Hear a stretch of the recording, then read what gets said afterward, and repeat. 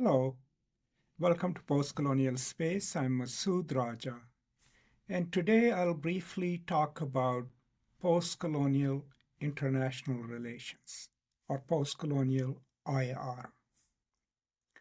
Basically, my aim here is to explain what could possibly be an international relations philosophy, practice, or program that incorporates postcolonial theory and all that it offers in the study of international relations. Now, in the process of explaining this, I will assume, on a general level, of course, that most international relations programs in the United States and in the West tend to be or are Eurocentric, and I'll unpack that in my discussion. And hence, postcolonialism and postcolonial theory can help infuse those programs with the work of the theorists from postcolonial studies, but also the significance and contributions of the cultures that may not form part of the European history or the Eurocentric view of looking at the world. So that's my aim. Now, these thoughts, of course, are pretty tentative. I have not published anything on it, so I'm sharing these just for your benefit, but for also my own learning process. And I started thinking about it because a few months ago, I worked with a brilliant student who was working on a master's thesis on international relations, and they have successfully defended their thesis. But their attempt was to incorporate postcolonial theory and postcolonial thought into their master's thesis while working at one of the most prestigious international relations programs in Europe. And I really applauded their effort, but I also thought about it more and realized that as a scholar of postcolonial studies, maybe I also need to publicly add my thoughts and reflections on it. So this is sort of an outcome of my reflection, but very tentative ideas about postcolonial international relations. So here is how I'll go about it. I will first explain why it is necessary and important to incorporate postcolonial theory into international studies, and then I will recommend some theorists whose work could be useful to you if you are studying or working in international relations. And I'll also post the links to those books in the description. So here we go.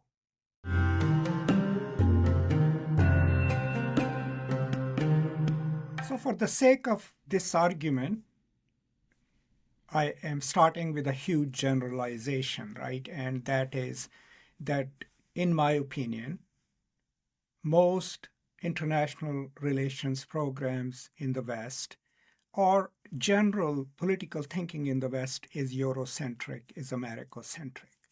Now, of course, there are nuances to it, and there are people who work from within this tradition and seek to look at the world differently, but generally speaking, the curriculum and approach to the world is deeply Eurocentric.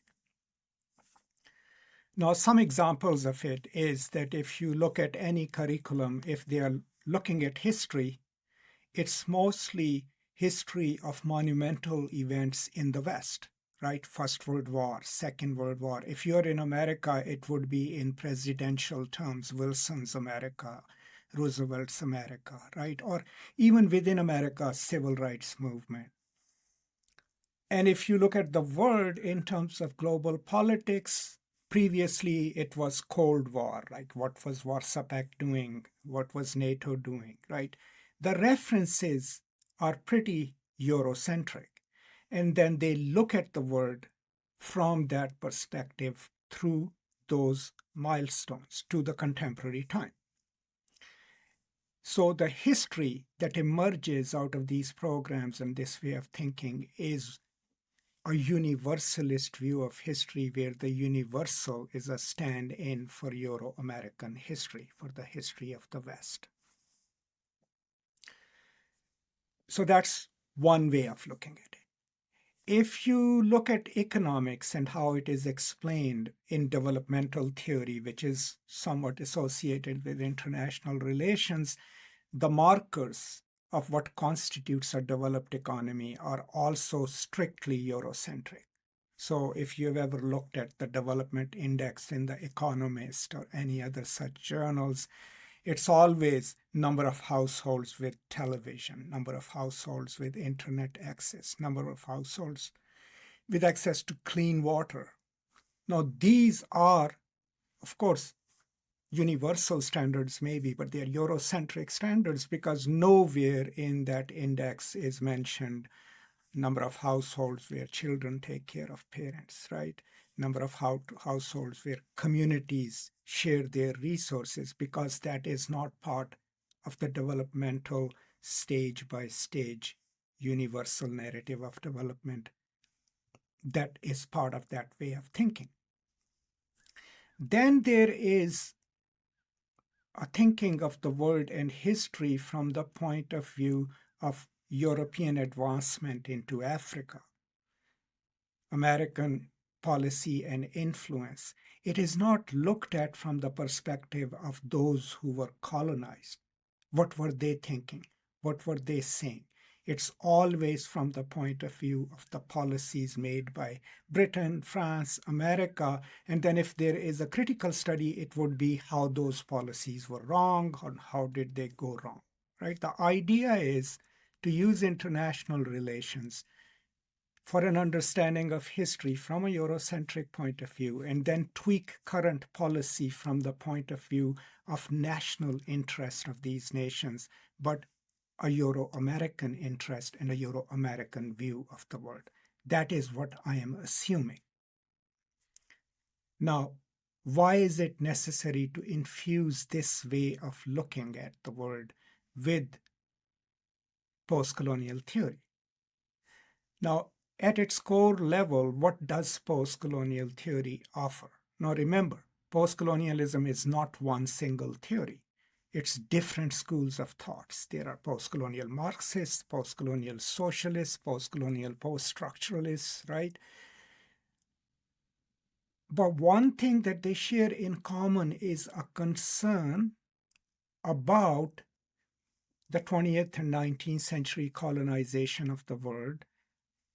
How did it impact the global so-called periphery? How did people cope with it? How did they develop their strategies of resistance? How did they develop their counter processes against colonialism? And then how are they now coping with the legacies of divisions left by colonialism? We in literature study it in literary forms, in the novels, short stories, and plays written by the authors from that part of the world. So if traditional international relations is privy not just to their own history and their own way of looking at the global economics and politics, but they have the knowledge of how scholars, postcolonial scholars, scholars from the post-colonies have thought or think and counter the Eurocentric argument, then they know how to change their own worldview and incorporate in it the thought processes, the actions and praxis coming from the rest of the world. Just as postcolonial theory transformed literary studies and cultural studies in the United States and elsewhere, right? People no longer can claim centrality of American or British literature because we, people like us and people way more accomplished than me, complicated that picture. We force them to acknowledge that there are different meaning-making processes, that the experience of India is not just an experience of British officials there, but also it's the experiences of millions upon millions of Indians, right, who were and are a diverse body of people. So it is crucial for international relations in the West to incorporate knowledges and histories of people who were colonized, and especially how do they think the world? How do they see their place in it? So let me give you one example, and I'm moving on to some of the texts. Right? I just mentioned about European scholars thinking of history as universal and it being history of Europe. Now, Deepesh Chakrabarty has a wonderful book on it called Provincializing Europe, right? Where he basically suggests that there are two histories, history one and history two. I mean, that's Partha Chatterjee. But what Deepesh Chakrabarty is also saying is that we have to look at the history not as a universal march of history from past to the present, but these multiple histories that were happening in the colonies as well, right? So a Eurocentric view of India from a British scholar probably would be, oh, this is how we conquered India. Then there was the East India Company. Then there was a mutiny, right? Then India was taken over as a dominion by Queen Victoria. And then here is the reform we introduced. A post-colonial view of that would be, well, while we were doing that, were there any rapacious acts by the European colonizers? Did we use divide and rule? How did the natives respond to it? Intellectually, actively, or in terms of resistance? So it will then inform a European scholar that this experience of colonialism wasn't just a purely European experience of dominance, but it impacted the natives in a way where they developed their counter responses to it. How would it let them understand things better? So let's say there's a lot of concern in the West about rise of Islamism or Islamist movements. You can trace its development and rise of a return to fundamentalist understandings of religion through colonialism. Why? Because when Islamic nation, let's say India was governed by Muslims at that time, when they lose, there is a huge vacuum, right? And a big question arises, why did we lose, right? And so the scholars then try to articulate, all right, we were not following the faith properly. Now, how do we protect our culture, our faith, by returning to the basic essentials of it, right? And hence, while the West is moving towards liberal democracies as a consequence of colonial capture, the Muslim intellectuals, not all of them, are moving back into history to retrieve the pure essence of their religion. So the ulama of Deoband, later people like Maududi, even Iqbal, they are retrieving an unsullied past and trying to mobilize it to forge different colonial and cultural activities. Every movement needs an ideology. So religion becomes that mobilizing ideology. Now, just this knowledge coming from postcolonial studies would enable a scholar in the West doing international relations to study the material causes and the psychological causes of rise of Islamic fundamentalisms, right, and resistance movements. So this is one reason postcolonial studies can infuse international relations with the knowledges and ways of thinking which a purely Eurocentric way of looking at the world forecloses, right? Another great example is, for example, in Africa. If you read critiques of Africa or works about Africa by European scholars, there's always a mention of corruption. There is always a mention of the African big man, right? And how they emerge. Of course, we already know that so many of them were implanted there by the CIA, right? But beyond that, if we really want to understand how does the African big man, the dictator, emerge, we have to look at neoliberal capital, right? What does it do? It weakens governments and privatizes social care, privatizes wealth, right? So when the government cannot redeem people, cannot help them, where do they go? They go to the person who has the most guns and the most wealth. They owe their allegiance to them. And in return, they can live in peace. But that gives that person, people like Charles Taylor and others, to become dominant dispensers of violence, right? Now, who explains this? Achille Mbembe, right? If you look at his book, Post Colony, you will learn about this. Now, if you are an IR student or a scholar in the West, if you read Achille Mbembe, your understanding of Africa in general, but in particularly national context, will be enhanced, would be complicated, would become much more nuanced. So that is why, for these brief reasons that I've just articulated, it is crucial for international relations programs to incorporate post-colonial theory in their curriculum. Okay, now let's talk about some of the texts that could be useful to students of international relations in the West. So those of us who do post-colonial studies, right, our seminal text in one way or the other, I mean, you can contest it at all, is Orientalism. No self-respecting post-colonial lit scholar will ever attempt to do anything in their field without having clearly read Edward Said's Orientalism. What's the reason for it? The most important reason is that Orientalism is one of the first magisterial texts in which a scholar who was trained in the West, in the most traditional tradition of comparative literature.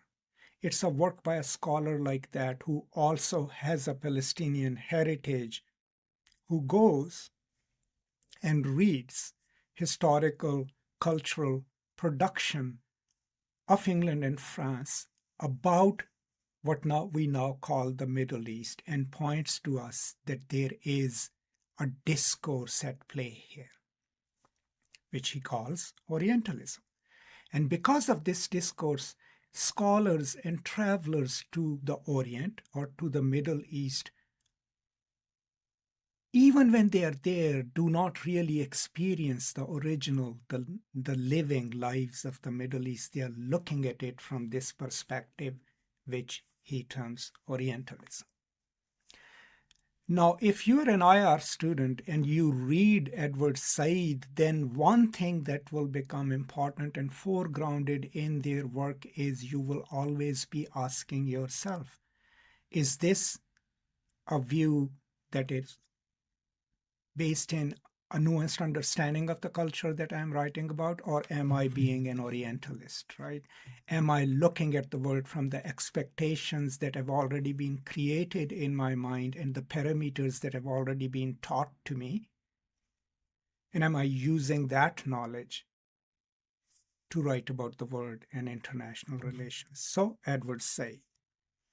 Another book that I can mention right now, I already talked about is Achille Mbembe's On the Post-Colony.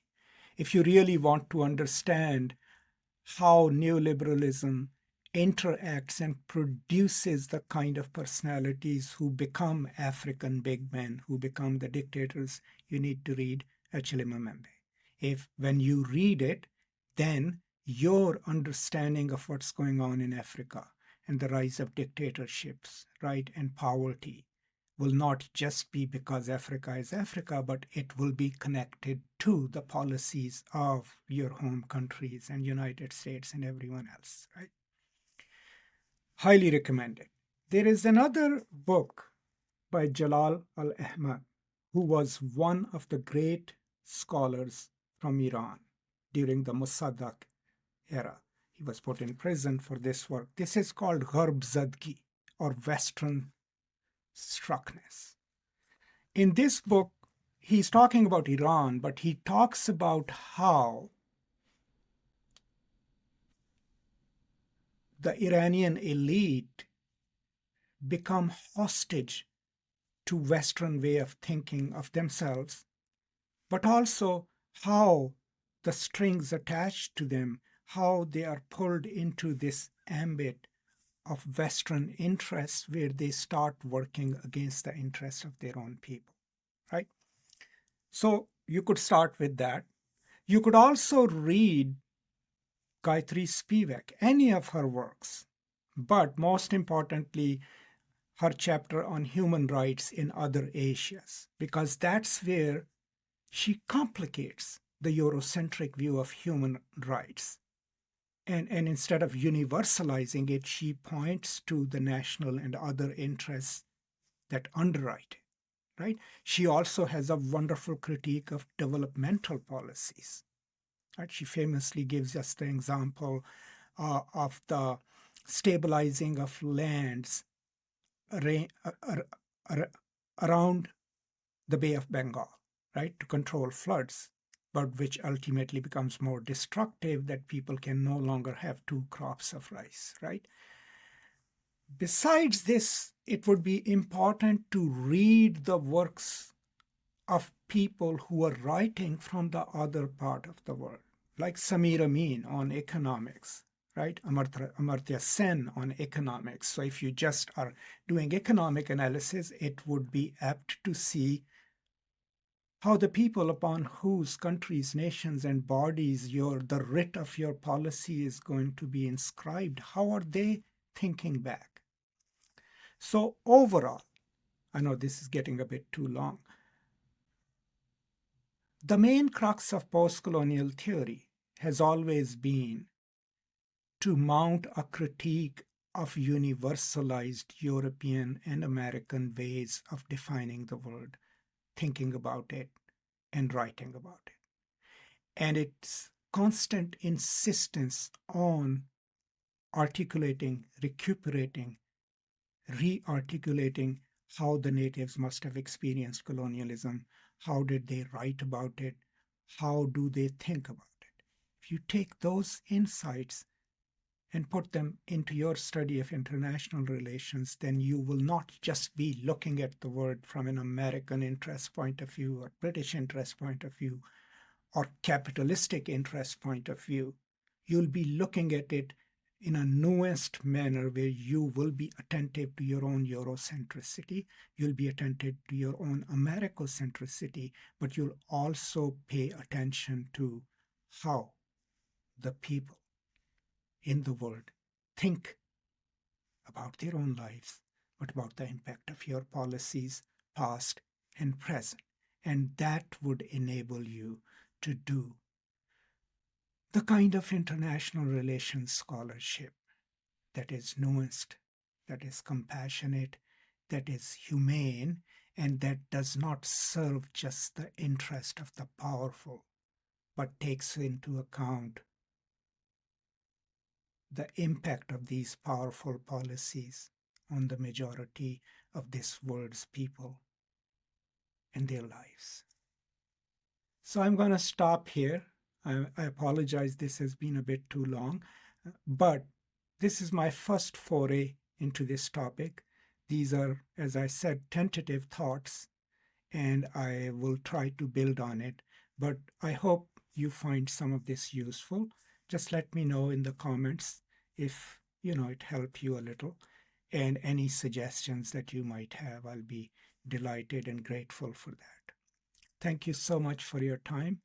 Please stay safe, take care of each other, and I will now see you next time. Until then, as always, peace and love.